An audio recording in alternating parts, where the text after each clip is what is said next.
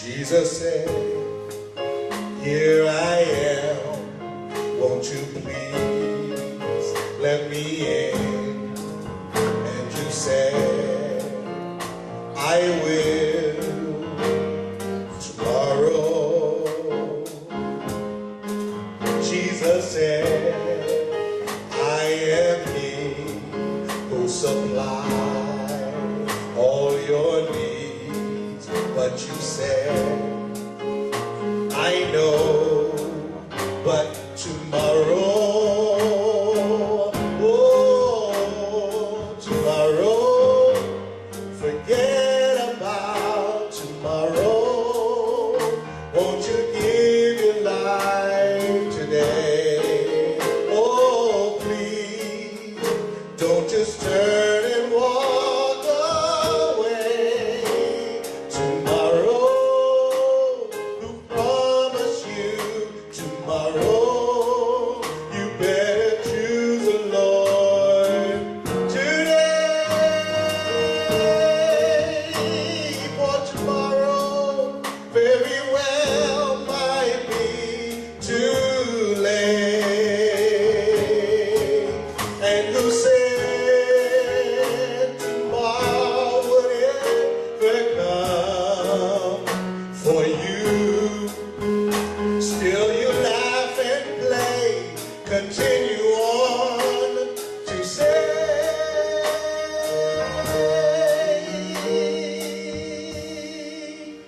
tomorrow, forget about tomorrow. Won't you choose the Lord today?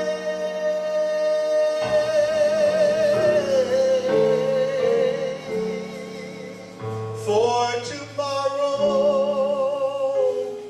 very well might be too late. St. Luke, the 12th chapter, verses 35 to 40.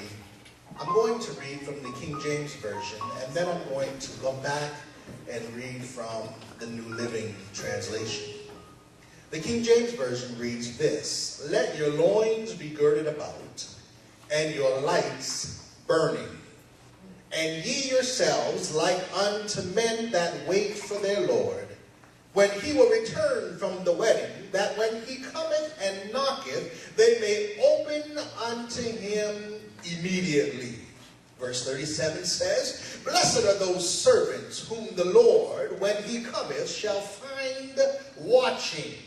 Verily I say unto you, that he shall gird himself and make them to sit down to meat, and will come forth and serve them.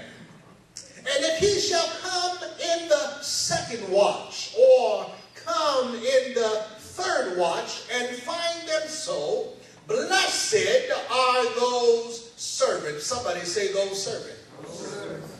And this know, that if the good man of the house had known what hour the thief would come, he would have watched and not have suffered his house to be broken through. But ye therefore ready also, for the Son of Man cometh at an hour when ye think not. Now the New Living Translation reads as thus: be dressed for the service and keep your lamps burning, as though you were waiting for your master to return from the wedding feast.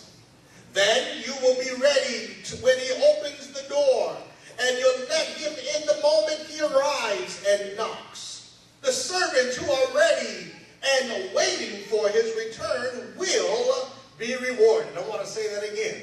The servants who are ready and waiting for his return will be rewarded. I tell you the truth, he himself will seat them, put on an apron, and serve them as they sit and eat. 38 says, he may come in the middle of the night or just before dawn. But whenever he comes, somebody say whenever he comes.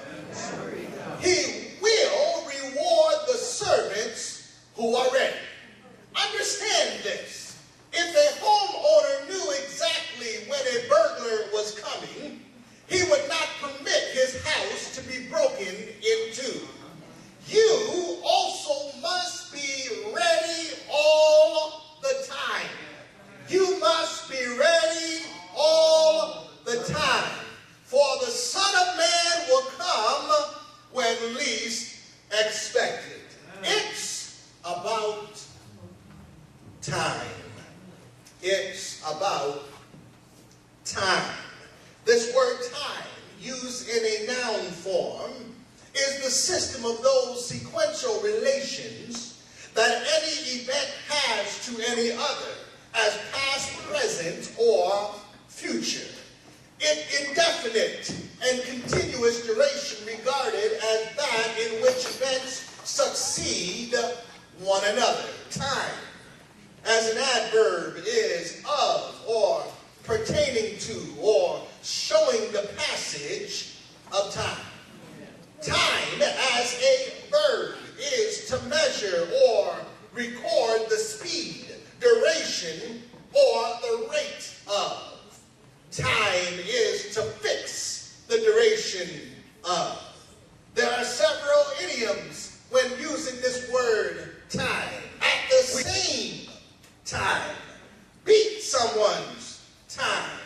You're behind the times. For the time being and from time to time. Look at somebody and say time. Now, this word time is the very essence of my sermon today. For biblically speaking, time is the space God has created for us to have a relationship between us and Him. Time. We don't have as much of this time as we think and act like we do. Have I got a witness? That's why here in Luke, Jesus warns his disciples about time. It's interesting that in the Bible days, people were always pressing Jesus. They always wanted to know when something was going to happen. They'd ask things like, when are you going to restore the kingdom of David? Or when are you going to establish the promise that we got from the Old Testament prophets? Or when are you going to announce who you are and run off these pesky Romans as they have tried to establish their kingdom and bring forth yours? Jesus said it's a matter of time. Please understand, my brothers and sisters, he never allowed himself to be in a predicament where he's stuck by these questions. Whenever anybody would pressure Jesus, he would always bring them right back to where they are. It was at the end of the book of St. John that Peter wanted to know what's going to happen to the disciple John. And Jesus responded and pulled him in and said, it doesn't matter what I'm going to do with John. What matters is that you follow me today. That's why he said, seek ye first the kingdom of heaven. Seek it first. It doesn't matter what's going to happen to the person next to you. Doesn't matter what's going to happen to your neighbor or your loved one. God wants you to know what matters is what's going to happen to you right now in this time. It's a matter of time. Jesus would respond many times. He said, don't worry about tomorrow, but worry about today. So here, my brothers and sisters, he's reminding his